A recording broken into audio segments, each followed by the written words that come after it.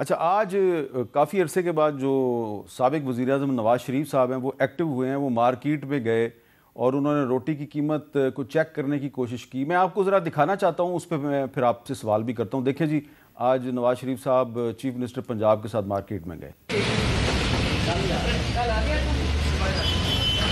اور نان کتنے کا دے رہے ہیں؟ 16 والی روٹی دیوار پہ لگائیں. کہیں 20 روپے نا دوبارہ دے دینا. پہلے 20 کی تھی، اب ماشاء اللہ 16 کی ہو گئی ہے. ٹھیک ہے، 16 کی خریدنی ہے، یہ بھی 16 کی بیچ رہے ہیں. آپ لکھ کے بھی لگا دیا. ہم نے روٹی کی قیمت 16 کر دی اور نان کی کر دی ہے 20. نوٹیفیکیشن آ گئے ہیں، 16 سے زیادہ پیسے نہیں دیں. اچھا، ایک طرف پنجاب گورنمنٹ نے روٹی اور نان کی قیمت میں کمی کی ہے، تو دوسری طرف خیبر پختونخوا حکومت نے بھی اس میں کمی کی ہے.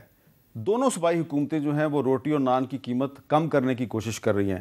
تو بیرسٹر گوہر صاحب، یہ اچھی بات ہے، آپ اس کو اپریشیٹ کریں گے کہ چیف منسٹر پنجاب بھی وہی کام کر رہی ہیں اور چیف منسٹر کے پی کے؟ نہیں، نواز شریف صاحب اور مریم نواز وہ ٹک ٹاک سے زیادہ انفلوئنس ہے، تو شاید وہ 90s کی پالیٹکس کر رہے ہیں. آپ کو یاد ہوگا میاں صاحب نے اپنے دور حکومت میں پہلے میں جو لیفٹیننٹ جنرل تھا ان کو لا منسٹری دی تھی، اور جو جسٹس سے ریٹائر تھے ان کو ڈیفنس منسٹری دی تھی. آپ کو یاد ہوگا جو دو تھے. یہ وہی کر رہے، جو کام مجسٹریٹ کا ہے وہ اس کے لیے خود جا رہے کہ 4 روپے، اور یہ اگر 4 روپے روٹی کو کم کر دیں تو 8 روپے باقی چیزوں کو بڑھا دیتے ہیں، تو اس سے عوام کو کوئی ریلیف نہیں ملنا جس طرح پنجاب میں یہ کر رہے ہیں. کے پی کے کا بالکل ڈیفرنٹ ہے. کے پی کے میں نہ صرف یہ کہ وہ آٹے کی طرف جا رہے ہیں، لیکن میر صاحب جو انفلیشن ہے، مہنگائی ہے، اس کو سیاست سے بالا تر ہو کے دیکھنا چاہیے. ٹک ٹاک اور یوٹیوب سے نکل کے دیکھنا چاہیے. آپ نے صرف نہیں ہے کہ مہنگائی ہے کہ آٹا کتنا مہنگا ہے، ایجوکیشن مہنگا ہے، ہیلتھ فیسلٹیز مہنگی ہے. آپ کو پیٹرول، گیس، بجلی، کوئی ایک چیز، یو جسٹ نیم اٹ، یہاں کوئی چیز نہیں.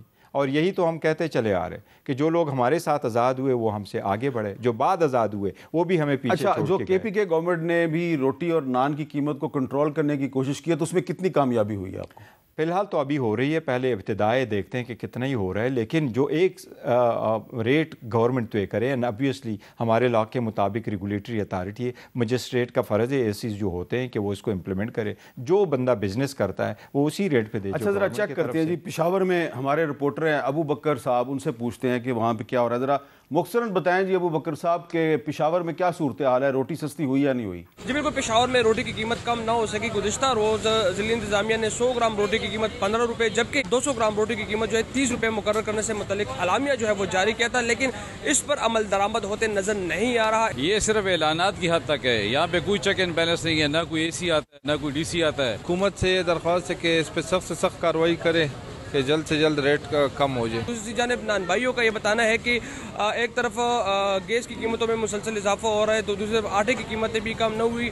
تو جو قیمتیں مقرر کی گئی ہے ضلع انتظامیہ کی جانب سے وہ مناسب نہیں ہو، اس میں انہیں نقصان اٹھانا پڑے. اچھا، یہ ہم پنڈی یا لاہور کا بھی پتہ کر کے ابھی تھوڑی دیر میں آپ کو بتاتے ہیں کہ وہاں پہ روٹی سستی ہوئی یا نہیں ہوئی. لیکن گور صاحب، پشاور میں تو ابھی سستی نہیں ہوئی، اور وہ کہہ رہے ہیں وہاں پہ کوئی مجسٹریٹ صاحب آ کے چیک بھی نہیں کرتے.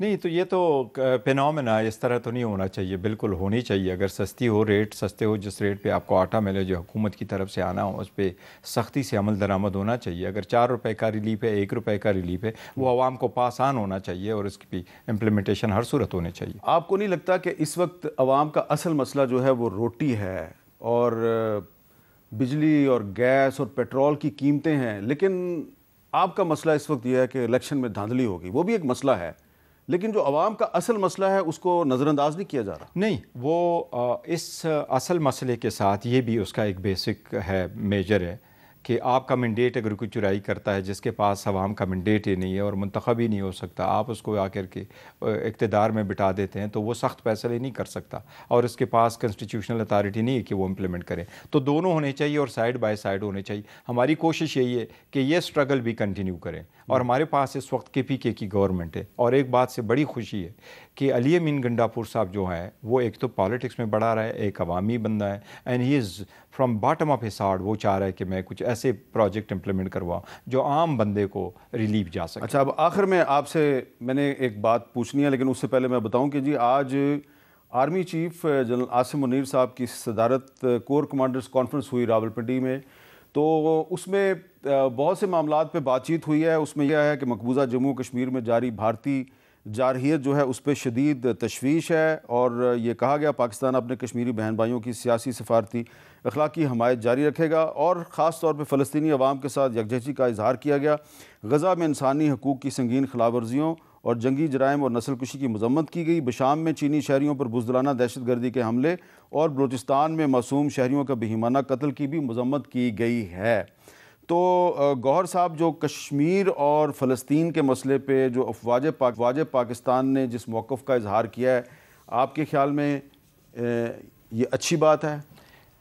میر صاحب ہونے تو چاہیے اسی طرح، لیکن گورنمنٹ سے ایک ضرور میں کہوں گا کہ ان کی فورن پالیسی بڑی فیل ہے. کل بھی ہماری سیشن آیا تھا اور اتنی بڑی بات ہوئی تھی ایران اس کا اور اسرائیل کا، جو ایک فرسٹ ٹائم ہوا after a long time. Last time although Israel نے یہ ضرور کیا تھا، ایران نے یہ ضرور کیا تھا کہ ایون امریکن بیسس پہ بھی اٹیک کر دیا جو سلیمانی کی ڈیتھ ہو گئی تھی. اس کے بعد یہ سیکنڈ ٹائم ہے کہ ایران نے کیا. لیکن کل despite being present in the parliament, even foreign minister نے ایک اسٹیٹمنٹ تک نہیں دی، نہیں اس نے کسی کو اعتماد میں لیا، نہیں انہوں نے فلور آف دا پارلیمنٹ کسی کو کہا ہے کہ ہماری فارن پالیسی ہے. میں جو فوج کا جو اسٹیٹمنٹ ہے یہ زیادہ امپورٹنٹ نہیں ہو گیا کہ جو فورن آفس نے جو ریئیکشن جاری کیا ایران کے اسرائیل پہ حملے، اس اسٹیٹمنٹ میں اسرائیل کا نام تک نہیں ہے، اس میں ذکر تک نہیں ہے، لیکن انہوں نے بڑی کیٹیگوریکلی جو ہے وہ فلسطینیوں کے ساتھ یکجہتی کا اظہار کیا ہے. تو یہ امپورٹنٹ یکجہتی کے ساتھ ہم سارے اظہار کرتے ہیں، اور میں تو اپریشیٹ کرتا ہوں اگر اس میں اظہار ہے اور بالکل ہے، بجا ہے. لیکن گورنمنٹ کا یہ فرض بنتا ہے، اور یہ نہیں ہے کہ آپ اس کی اسٹیٹمنٹ دیں، بیکاز انٹرنل معاملات جو the floor of the parliament نہیں ہونے ہوتے، وہ آپ کا ترجمان آ کے بتاتا ہے. لیکن یہ انٹرنیشنل ایشو ہے، میٹر آف اے پالیسی ہے کہ پاکستان کی پالیسی کیا ہے. بیکاز پاکستان کی پالیسی دے کے ہی وہ ہمیں بتا سکتے کہ کون سے عوامل ہے جو پاکستان کنسیڈر کرنا چاہتا ہے، کیونکہ کسی کی انٹرسٹ میں یہ نہیں ہے کہ اسکلیشن ہو. لیکن اس پہ حکومت نے کوئی پارلیمنٹ. چلے ویسے میرا یہ خیال ہے کہ یہ حکومت اور فوج ایک ہی پیج پہ ہیں، جس طرح 2018-2019 میں آپ کی حکومت اور فوج ایک ہی پیج پہ. تو فی الحال تو یہی نظر آ رہا ہے. بہت بہت شکریہ. بیرسٹر گوہر صاحب ہمارے ساتھ تھے.